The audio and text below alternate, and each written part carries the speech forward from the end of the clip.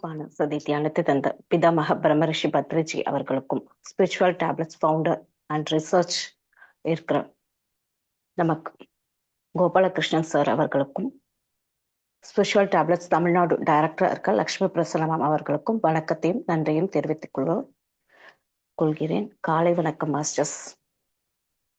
இன்னைக்கு 11 days ஆன்ம சௌந்தரியம் அப்படின்னு சொல்லிட்டு தெலுங்குல ஒரு ஒர்க் ஷாப் நடந்திருக்கு. அதோட டிரான்ஸ்லேஷன் பார்க்கலாம்.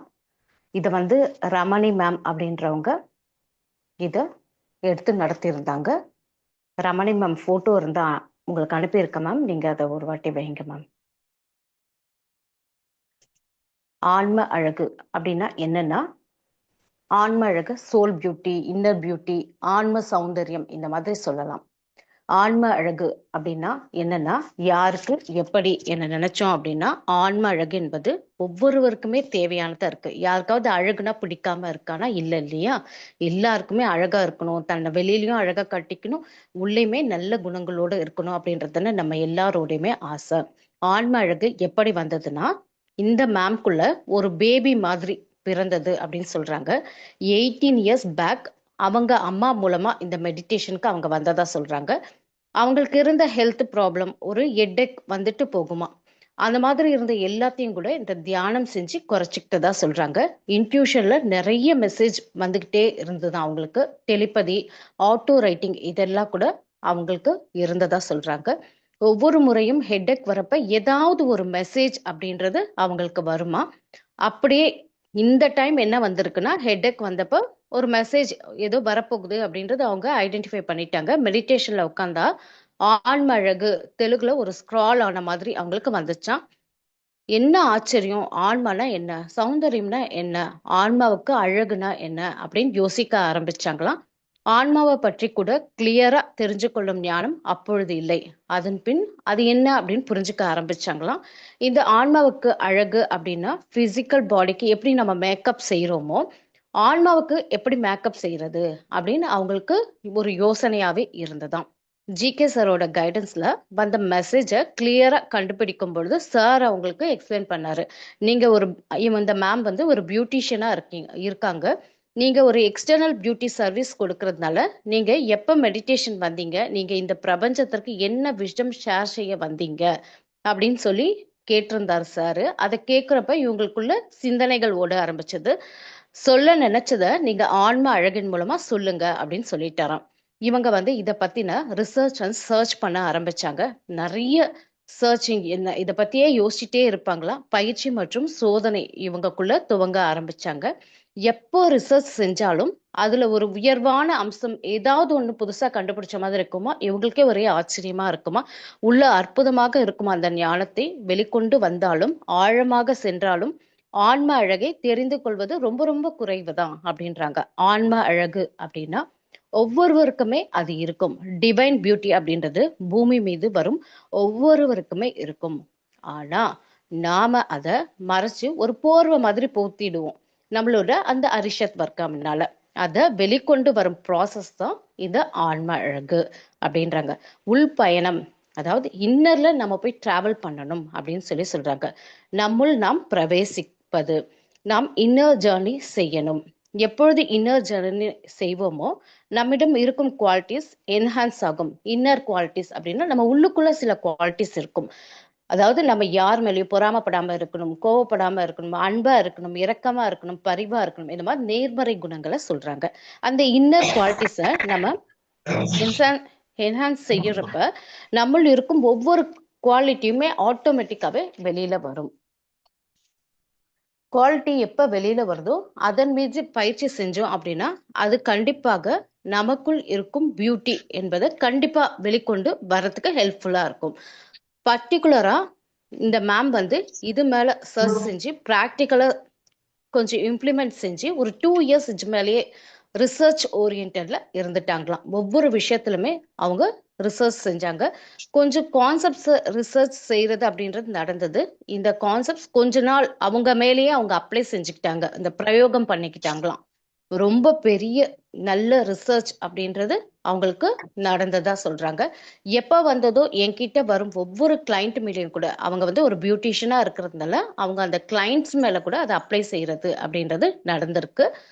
எப்ப வந்ததோ என்கிட்ட வரும் ஒவ்வொரு கிளைண்ட் மீதும் யார் சிவியரா ஒரு பிம்பிளோ, பிக்மெண்டேஷனோ, hair falling, under eye, dark circle இந்த மாதிரி ஏதோ ஒரு கம்ப்ளைண்ட்டோட வந்தாலும், சில பேர் வந்து வெயிட் லாஸ், வெயிட் கெயின் அந்த மாதிரி கம்ப்ளைண்ட்ஸோட வந்தாலும், பல விதமான இந்த பியூட்டி ப்ராப்ளம் எது வந்தாலும் அவர்கள் எல்லார் மேலேயுமே இவங்க இந்த ட்ரீட்மெண்ட் என்ன கொடுத்தாலும் குறையல அப்படின்னா கூட நிறைய சஃபர் ஆவாங்க. அப்படிப்பட்டவங்களுக்கு இவங்க இந்த கான்செப்ட்ஸை அப்ளை செஞ்சுட்டு அவங்களுக்கு தேவையான அந்த கான்செப்ட்ஸ் கரெக்டா எதை கொடுத்தா சரியா இருக்கும் அப்படின்றத அவங்க அவங்க மேல பிரயோகம் பண்ணி பயிற்சி செய்ய வச்சு அவங்க வந்து என்ன பியூட்டி சர்வீஸ் செய்யறோமோ அதன் மீது இந்த ட்ரீட்மெண்ட்டை ஆட் ஆன் செஞ்சுக்கிட்டு அப்படியே அவங்களுக்கு கியூர் ஆனதை பார்த்துருக்காங்க.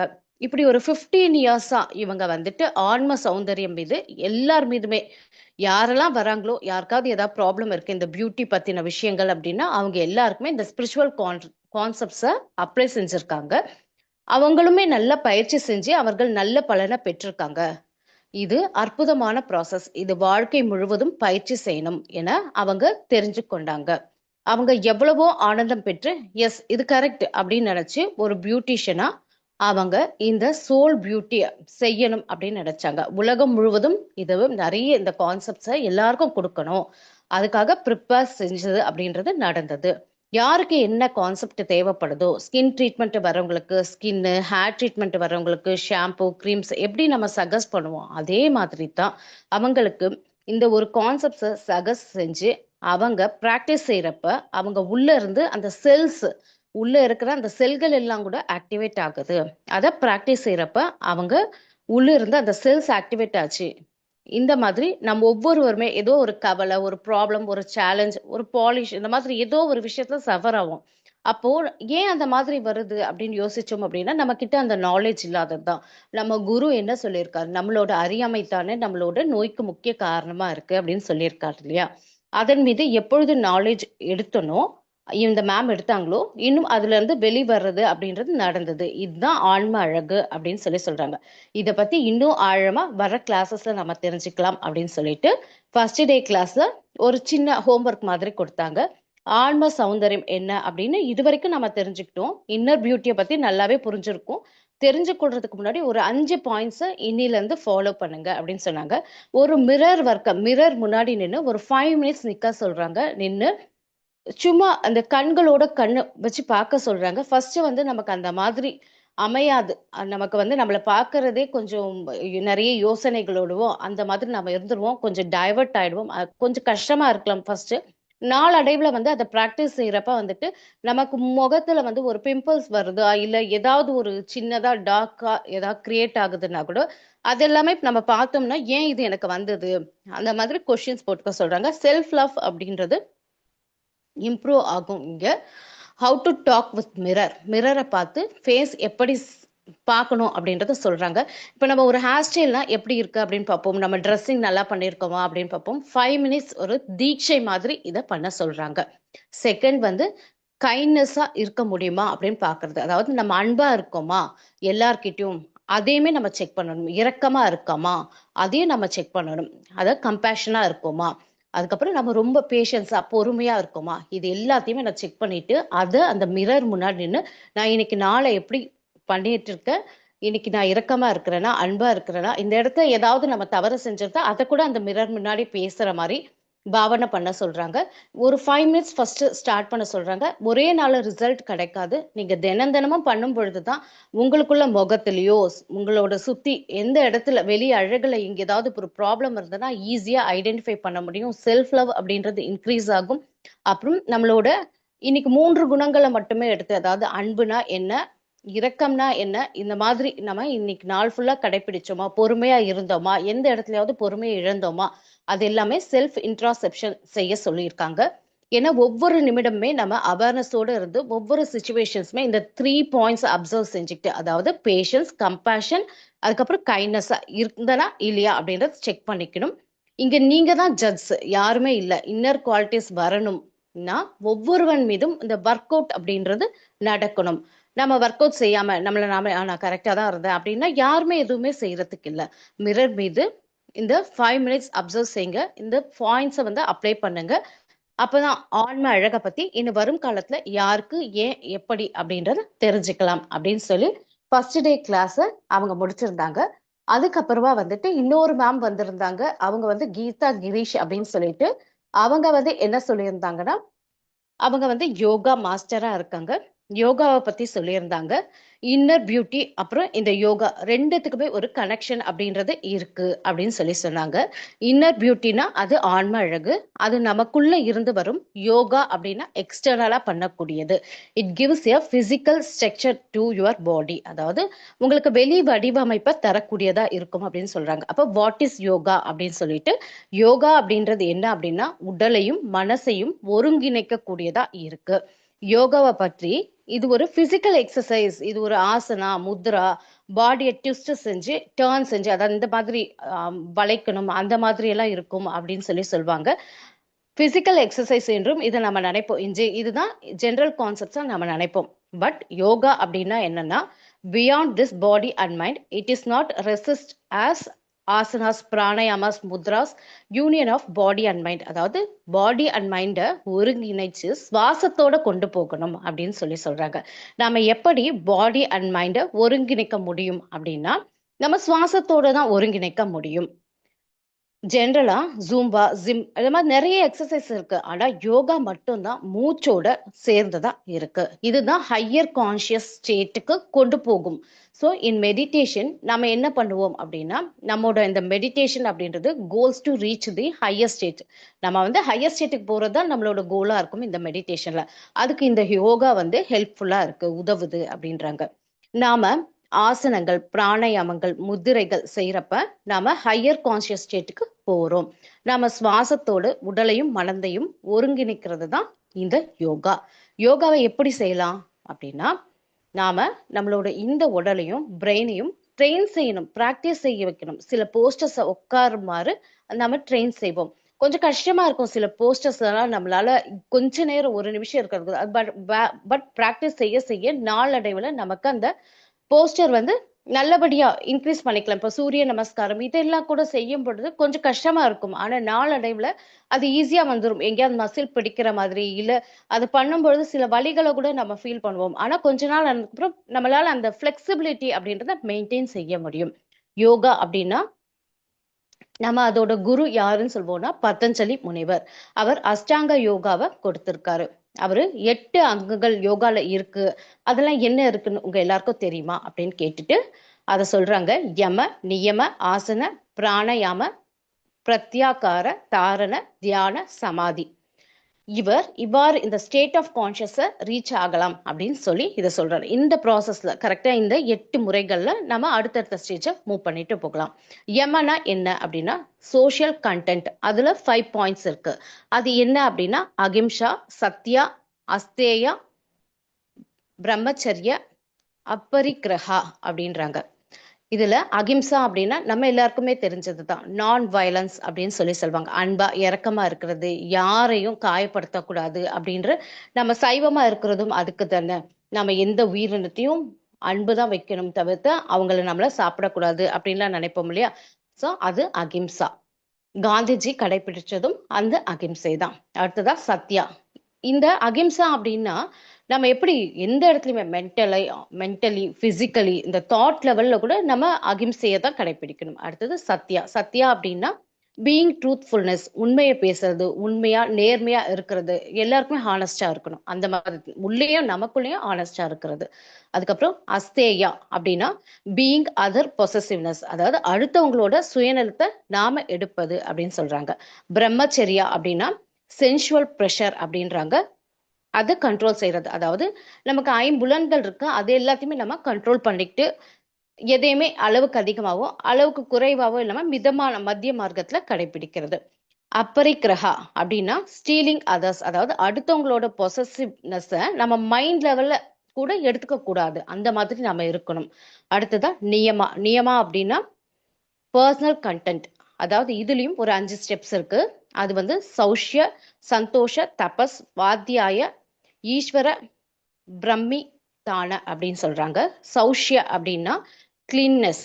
வெளிப்புற சுத்தம் மட்டும் சுத்தம் கிடையாது, உள்ளேயும் நாம சுத்தமா இருக்கணும். அப்போ இன்னர் கிளீனிங்னஸ் ரொம்ப இம்பார்ட்டண்டா இருக்கு. அப்புறம் சந்தோஷா அப்படின்னா கண்டென்ட்மெண்ட். என்ன உங்களுக்கு இருக்கோ அதுல திருப்தி அடைகிறது. அந்த திருப்தி அப்படின்றது வந்துருச்சுன்னா அந்த ஆசைகள் அப்படின்றது கட்டுப்பட்டு இருக்கும். எனக்கு இது இருக்கு, எனக்கு இது தேவையா அப்படின்னு யோசிச்சு நாமளே நம்மள கண்ட்ரோலா வச்சுக்கிறது. தபஸ். தபஸ்னா டெடிகேஷன். எதையாவது சாதிக்கணும் என்று போராடுவது, அதற்காக ஒர்க் பண்றது, ஒரு பற்றோட இருக்கிறது, அதுல ஒரு இன்வால்மெண்ட் காட்டுறது, ரொம்ப டெடிகேஷனா இருக்கும் நாம எல்லாரையுமே சொல்வோம்ல. அதாவது அதுலயே அவங்க மூழ்கி கிடக்கிறது, அந்த மாதிரி எடுத்துக்கலாம். அடுத்ததா ஸ்வாத்தியாயா அப்படின்னா செல்ஃப் ஸ்டடி. அதாவது நம்ம ஸ்பிரிச்சுவல் புக்ஸை படிக்கிறது, நம்மளை நாமளே இன்ட்ராசெப்ஷன் சுய பரிசோதனை செய்யறது, நாம யார் அப்படின்றத தெரிஞ்சுக்கிறது, அது எல்லாமே இந்த ஸ்வாத்தியாயால வரும். நம்ம படிக்கணும் அப்படின்னா நம்மளோட எதை, நம்மளோட எண்ணங்களை, செயல்களை, மைண்டை கூட நம்ம படிக்க தெரிஞ்சிருக்கணும். அடுத்ததா ஈஸ்வர பிரமிதான அப்படின்னா சரண்டரன்ஸ் டு காட். இறைவன் கிட்ட சரணடைகிறது அப்படின்னு பக்தி மார்க்கத்துல இருக்கு. என்ன செஞ்சாலும் ஹையர் கான்சியஸ் கிட்ட சரணடைகிறது அப்படின்றது தியானம் செய்யறவங்களுக்காக இருக்கிறது. அடுத்ததா ஆசன. ஆசன அப்படின்னு இப்போ 5 பாயிண்ட்ஸ் வந்து நம்ம பார்த்திருக்கோம். இது எதோட 5 பாயிண்ட்ஸ் அப்படின்னா நம்ம வந்துட்டு நியமோட 5 பாயிண்ட்ஸ் பார்த்திருக்கோம். அடுத்ததா வந்து தேர்ட் ஒன், அந்த அஷ்டாங்க யோகத்துல தேர்ட் ஒன் ஆசன அப்படின்னு பார்க்குறோம். நம்ம உட்கார்ந்தாலும் நம்ம என்ன பண்ணுவோம்னா இந்த பாடி வந்து கண்ட்ரோலா ஒரே இடத்துல ஸ்திரமா உட்கார்ந்துருக்கு, நம்ம சிர சுக ஆசனம் அப்படின்னு சொல்லுவாங்க. ஒரே இடத்துல நிலையா உட்கார்ந்து இருக்கிறது. நாம ஹையர் கான்சியஸை அடையிறது தான் நம்மளோட கோல். அதுக்காக நம்ம ப்ராக்டிஸ் செய்யணும். நாம கம்ஃபர்ட்டா உட்காந்து சில போஸ்டர்ஸை ப்ராக்டிஸ் செய்யறதால அது நம்மளோட எது வரைக்கும் சக்ராஸை கிளீன் பண்ணும். நம்ம எல்லாருக்குமே இல்லையா, தியானம் செஞ்சா 72,000 நாடிஸ் வந்து சரியாகும் அப்படின்னு சொல்லுவோம். அது டீடாக்ஸ் ஆகுது அப்படின்னு சொல்றாங்க. ஸோ இந்த சக்ராஸும் நாடிஸும் டீடாக்ஸ் ஆக நமக்கு இந்த மெடிடேஷன் அப்படின்றது, இந்த ஆசனம் அப்படின்றது ஹெல்ப்ஃபுல்லா இருக்கு. பிராணாயாமா அடுத்ததா நம்ம மூச்சோடு செய்யறது. நார்மலா மூச்சை எழுப்போம், அதை அப்படியே விட்டுருவோம், அதோட இயற்கையான இதுக்கே விட்டுருவோம். ஆனா இந்த இடத்துல வந்து மூச்சை நாம கவனிப்போம், கண்ட்ரோல் செய்யறது. Certain way of different types of pranayamas இருக்கு அப்படின்னு சொல்றாங்க. நம்ம நாடி சுத்தி எல்லாம் பண்ணுவோம் இல்லையா, அதெல்லாம் ஒவ்வொரு பிராணாயாம எப்படியும் உங்கள் மூச்சு காற்றை கண்ட்ரோல் செய்யுது அப்படின்றத பொறுத்தே இருக்கும். நம்ம மூச்சு காற்றை கண்ட்ரோல் செஞ்சோம் அப்படின்னா நமக்கு என்ன யூஸ் அப்படின்னா லங்ஸ் கெப்பாசிட்டி இன்க்ரீஸ் ஆகும், நாடிகளும் சக்கரங்களும் கிளென்ஸ் ஆகும். ஒரு பிளாக்கேஜ் இருக்கு அப்படின்னா நமக்குள்ள இருக்கிற அந்த சக்கரம் வந்து சுத்தாது. ஸோ அந்த அந்த சுழற்சி வந்து அந்த இடத்துல தடைப்படும். அப்போ பிராணாயாமம் செஞ்சோம் அப்படின்னா நமக்கு ஆக்டிவேட் ஆகும் சக்கரங்கள். இந்த 72,000 நாடிகளுமே ஆக்டிவேட் செய்யக்கூடியதா இருக்கு. எனர்ஜி பிளாக்கேஜை கிளியர் செய்யும்.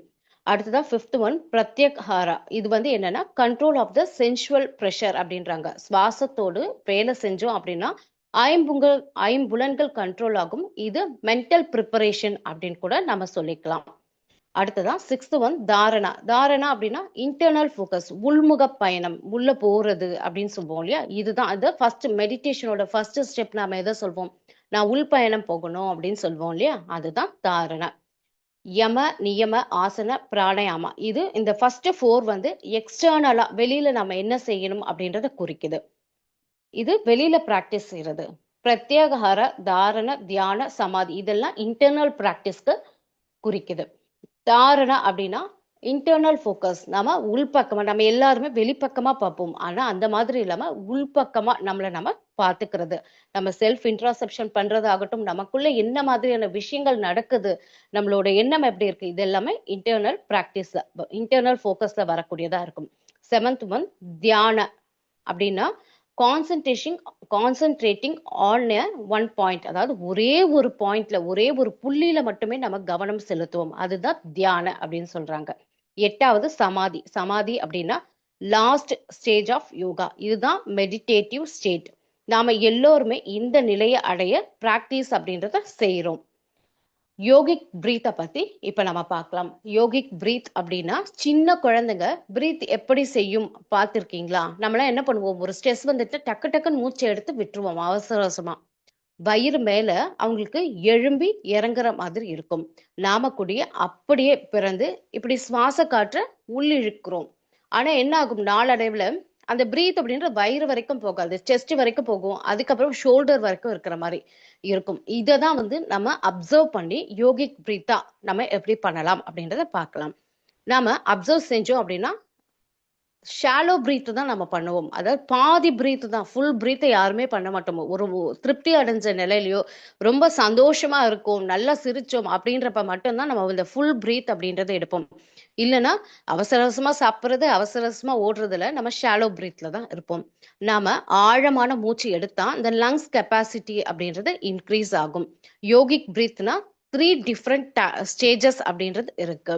அதாவது ஃபர்ஸ்ட் ஒன் வந்து அப்டாமினல் பிரீத்திங் அப்படின்றாங்க. வயிற்று பகுதி வரைக்குமே நம்மளோட இந்த பிரீத், மூக்கு கிட்ட இருந்து வயிறு வரைக்கும் போயிட்டு வரக்கூடிய அந்த பிரீத்தை அப்டாமினல் பிரீத்திங் அப்படின்றாங்க. அதுக்கப்புறம் தொராசிக் பிரீத்திங் அப்படின்றாங்க. அது வந்துட்டு மூக்குல இருந்து, அதாவது இந்த இடத்துல இருந்துட்டு இந்த நெஞ்சு பகுதி வரைக்கும் போயிட்டு வரத சொல்றாங்க. கேவிக்கல் பிரீத்திங் அப்படின்றாங்க. அது வந்து இந்த ஷோல்டர் வரைக்கும் போயிட்டு வரத கேவிக்கல் பிரீத்திங் அப்படின்னு சொல்றாங்க. நாம வந்து இந்த பிரீத்தை செஞ்சு பார்க்கலாமா, நீங்க எல்லாம் ரெடியா இருக்கீங்களா அப்படின்னு சொல்லி அந்த பிரீத்தை பத்தி சொல்லி காமிச்சாங்க. நீங்க எல்லாரும் கூட உங்களை சுத்தி மேட் ஏதாவது இருந்தா போட்டுக்கிட்டு உட்காந்து செய்யுங்க. முதுகெலும்ப நேரா வச்சு உட்கார சொல்லாங்க. சுக ஆசனம்னா நம்ம 2 கால்களையும் மடக்கி உட்காருவோம் இல்லையா, அதுவோ இல்ல வஜ்ராசனம் முட்டி போட்டு உட்காருவோம் இல்லையா, அந்த ஆசனத்தையோ நாம உட்காந்துக்கலாம். ஒரு மேட் மேல உட்காந்துக்கிட்டு, முடியல அப்படின்னா, என்னால கீழே உட்கார முடியாது அப்படின்னா சேர் போட்டு உட்காந்துக்கலாம். அப்படி உட்காந்துக்கிட்டு நம்ம ஸ்ட்ரெயிட்டா உட்காரணும். அந்த ஸ்பைனல் கார்டு வந்து ஸ்ட்ரெயிட்டா இருக்கணும். Sit straight with your spinal erect அப்படின்னாங்க. பேக் ஸ்ட்ரெயிட்டா இருக்கிற மாதிரி நம்ம உட்காந்துக்கணும். பாம்ஸை வந்து நம்ம ஓப்பன் பண்ணி இந்த மாதிரி வச்சு நம்மளோட தொடைகள் மேல வச்சுக்கணும். ஆகாசத்தை பார்க்குற மாதிரி இந்த பாம்ஸை வச்சுக்கணும். அது நம்மளோட இந்த லாப்ஸ் மேல இருக்கணும். அப்புறம் நம்ம கண்களை மூடி வச்சுக்க சொல்றாங்க. கண்களை மூடி, நான் வந்து இந்த இடத்துல கண்களை மூடல, ஆனா நீங்க கண்களை மூடி இதை பிராக்டிஸ் பண்ணி பார்க்கலாம். கண்களை மூடிட்டு take deep breath in and out. அதாவது அது வயிறு வரைக்கும் போயிட்டு வருதா அப்படின்னு செக் பண்ணுங்க. பிரீத் இன் அப்படின்றப்ப உள்ள இழுங்க, பிரீத் அவுட் அப்படின்றப்ப வெளியில சுவாச காற்ற விட்டுருங்க. பிரீத் இன் அஸ்டஸ், பிரீத் அவுட். வயிறு வந்து வெளியில போயிட்டு வருதா இல்லையான்னு சொல்லிட்டு நீங்க தொப்புள் மேல உங்களோட இந்த ஏதோ ஒரு கை லெஃப்ட் ஹேண்டை எடுத்துட்டு போய் தொப்புள் மேல வச்சுக்கிட்டு இந்த மாதிரி வச்சுக்கோங்க. லெஃப்ட் ஹேண்டை வச்சுக்கிட்டு பிரீத் இன் பிரீத் அவுட் செஞ்சு பாருங்க. அந்த மாதிரி ஒரு 3 டைம்ஸ் வயிற்றுக்கிட்ட செஞ்சு பாருங்க மாஸ்டர்ஸ். நான் பிரீத் இன் சொல்றேன், நீங்க எல்லாரும் கூட செய்யலாம் masters. Breathe in, breathe out, breathe in, breathe out. வயிறு மேல் எழும்பி வருதா, திரும்ப வயிற்றுல இருக்க காற்று வெளியில போகும் பொழுது உள்ள போகுதா, இதை நீங்க செக் பண்ணுங்க இந்த முறை. breathe in, breathe out, breathe in, breathe out, breathe in, breathe out. வயிறு வரைக்கும் போன இந்த மூச்சு காற்று இப்ப நம்ம பண்றோம் இல்லையா, அடுத்ததான் நம்ம வந்துட்டு இப்போ நெஞ்சு பகுதி வரைக்கும் போயிட்டு வர மாதிரி செஞ்சு பார்க்கலாம். இப்பயும் அதே மாதிரி ஒரு 3 முறை பிரீத் இன் பண்ணும்பொழுது நெஞ்சு வரைக்கும் போயிட்டு திரும்ப பிரீத் அவுட். அது வந்து லாங் பிரீத்தா இருக்கும், இது அதை விட கொஞ்சம் ஷார்ட்டா இருக்கும். இதுக்கும் இதே ப்ராசஸ் தான், செஞ்சு பாருங்க masters. Breathe in, breathe out. இது வந்து என்னன்னா அந்த லங்ஸ் வந்து சுருங்கி விரிகிறத நீங்க பார்க்க முடியும். பிரீத் இன் செய்யும் பொழுது அந்த லங்ஸ் வந்து நல்ல விரியும், பிரீத் அவுட் செய்யும் பொழுது அது வந்து சுருங்கிடும். இந்த மாதிரி இருக்கும். இந்த மாதிரி ஒரு 3 வாட்டி செஞ்சு பார்க்கலாம். Breath in, breathe out, breath in, breathe out, breath in, breathe out. இதே மாதிரி ஷோல்டர், இதை வந்து கேவிக்கல் பிரீத்திங் அப்படின்னு சொல்லுவாங்க. இந்த இடம் நம்ம பண்ணும் பொழுது ஷோல்டருக்கு ஒரு ஷார்ட் பிரீத் தான் இருக்கும். இதை செய்யும் பொழுது நமக்கு வந்துட்டு ஷோல்டர் வந்து எப்படி இருக்கும் அப்படின்னா ஒரு தளர்வா இருந்துட்டு, அதாவது பிரீத் இன் பண்ணும் பொழுது நமக்கு வந்து ஒரு மாதிரி டைட் ஆகிற மாதிரியும், பிரீத் அவுட் பண்ணும் பொழுது கொஞ்சம் தளர்வு ஆகிற மாதிரி, ரிலாக்ஸா இருக்கிற மாதிரி நம்ம ஃபீல் பண்ணலாம். இதே மாதிரி ஒரு 3 வாட்டி செஞ்சு பார்க்கலாம். Breath in, breathe out, breath in, breathe out, breath in, breathe out. நீங்க செஞ்சீங்க அப்படின்னா இந்த ஷோல்டர்ஸ் வந்து ஃபர்ஸ்ட் டைட் ஆகும். நம்ம பிரீத் இன் பண்ணும்பொழுது பிரீத் அவுட் பண்ணோம்னா தளர்வாயிடும். இந்த மாதிரி செய்யறது தான் இந்த யோகிக் பிரீத்திங். இதுல இந்த 3 முறைகள் இருக்கு. நம்ம வயிற்று பகுதி வரைக்கும் செய்யக்கூடியது, அப்புறம் நெஞ்சு பகுதி வரைக்கும் செய்யறது, அதுக்கப்புறம் இந்த ஷோல்டர்ஸ் வரைக்கும் செய்யறது அப்படின்ற இந்த 3 ப்ராசஸ் அப்படின்றது இந்த யோகிக் பிரீத்ல இருக்கு. நம்ம ஒரு வாட்டர் பாட்டில்ல எப்படி வந்து ஃபர்ஸ்ட் அந்த அடிப்பகுதியை நிரப்பி தண்ணி ஊத்தணும் அப்படின்னா அடிப்பகுதி நிரம்பி அதுக்கப்புறம் மிடில் பகுதியும் நிரம்பி அதுக்கப்புறம் தான் மேல் பகுதி நிரம்பும் இல்லையா? அந்த மாதிரி தான் நம்ம உள்ளுக்குள்ள வயிறு பகுதியை நிரப்பி அதுக்கப்புறம் நம்மளோட நெஞ்சு பகுதியை நிரப்பி அதுக்கப்புறம் நம்ம இந்த ஷோல்டர் இந்த இடம் நிரப்பி நம்ம செய்யறோம். நம்ம ஸ்டொமக் ஃபுல்லா ஹேர் எடுக்கணும். அதுக்கப்புறம் ஸ்டொமக்ல இருந்து ஃபுல்லாவே வெளியில இருக்கணும். அப்போ வயிறு நல்ல விரிஞ்சு சுருங்கும். அதுக்கப்புறம் இதே மாதிரி தான் தொராசிக் ரீஜனும், அதுக்கப்புறம் ஷோல்டர். இப்போ 3யும் தனித்தனியா பண்ணோம். 3யுமே சேர்த்து பண்ண சொல்றாங்க. அதே மாதிரி ஸ்டொமக் கிட்ட 3 டைம்ஸ் நம்ம பண்ணோம் இல்லையா? அந்த மாதிரி இல்லாம ஸ்ட்ரெயிட்டா ஒரு பிரீத் எடுக்கும் பொழுது நாம வந்துட்டு ஃபர்ஸ்ட் இந்த ஷோல்டர் லெவல்ல எடுத்துட்டு அதுக்கப்புறம் நம்மளோட இந்த செஸ்ட் லெவல்ல போயிட்டு அதுக்கப்புறம் ஸ்டொமக் வரைக்கும் போற மாதிரியும் திரும்ப ஸ்டொமக்ல இருந்து கொஞ்சம் கொஞ்சமா குறைஞ்சிட்டு அந்த பிரீத் அவுட் பண்ணும் பொழுது ஸ்டொமக் வந்து கொஞ்சம் கொஞ்சமா வெளியில வர மாதிரி, அப்புறம் நெஞ்சு பகுதி ரிலாக்ஸ் ஆகுற மாதிரியும் ஷோல்டர் பகுதி நல்ல தளர்வடைகிற மாதிரியும் இந்த மாதிரி ஃபீல் பண்ண போறாங்க. இதையும் நம்ம செஞ்சு பார்க்கலாமா? பிரீத் இன், கொஞ்சம் கொஞ்சமா உள்ள மூச்சு காற்றை இழுங்க. இழுக்கும் பொழுது ஷோல்டர் பகுதி கொஞ்சம் டைட் ஆகணும், நெஞ்சு பகுதி டைட் ஆகணும். அதே மாதிரி ஸ்டொமக் அப்படின்றது ஃபுல்லா காத்து நிரம்பணும். பிரீத் அவுட், ஸ்டொமக்ல இருந்து காத்து வெளியில வரணும். நெஞ்சு பகுதி வழியா திரும்ப ஷோல்டர் எல்லாமே ரிலாக்ஸ் ஆயிடும். Breath in, breathe out, breath in, breathe out, breath in, breathe out. இந்த மாதிரி ஃபர்ஸ்ட் நம்ம பழகும் பொழுது நாம வந்து உட்காந்துட்டே இதை செய்யலாம். அதுக்கப்புறம் நம்ம என்ன பண்ணலாம்னா படுத்துட்டே இதை நாம செஞ்சு பார்க்கலாம். ஃபர்ஸ்ட்லேயே உட்காந்து பண்ணீங்கன்னா நமக்கு என்ன நிகழ்வுகள் நடக்குது அப்படின்றது நம்மளால தெரிஞ்சுக்க முடியும். ஆனா படுத்துட்டு பண்ணிட்டோம் அப்படின்னா வயிறு சுருங்குறது விரிகிறதெல்லாம் நமக்கு தெரியாது இல்லையா? அதுக்காக கொஞ்ச நாள் ஒரு ஒரு 3 டேஸ் வந்து இந்த மாதிரி ப்ராக்டிஸ் பண்ணிட்டு அதுக்கப்புறம் வந்து நம்ம தூக்கம் வரல நைட்டு அந்த மாதிரி நினைக்கும் பொழுது கூட இந்த யோகிக் பிரீத்தை பண்ணலாம். அதே மாதிரி காலையில எந்திரிச்ச உடனே கூட நம்ம இந்த யோகிக் பிரீத்தை பண்ணலாம் அப்படின்னு சொல்லி இந்த மேம் சொல்லியிருந்தாங்க. கீதா கிரீஷ் அப்படின்ற மேம் சொல்லியிருந்தாங்க. இந்த மாதிரி ஆன்ம சௌந்தரியத்துல அன்னைக்கு வந்து ஃபர்ஸ்ட் டேல வந்துட்டு ரமணி மேம் வந்து சோல் பியூட்டியை பத்தியும் இவங்க வந்து யோகாவை பத்தியும் எடுத்திருந்தாங்க. Okay masters, thank you.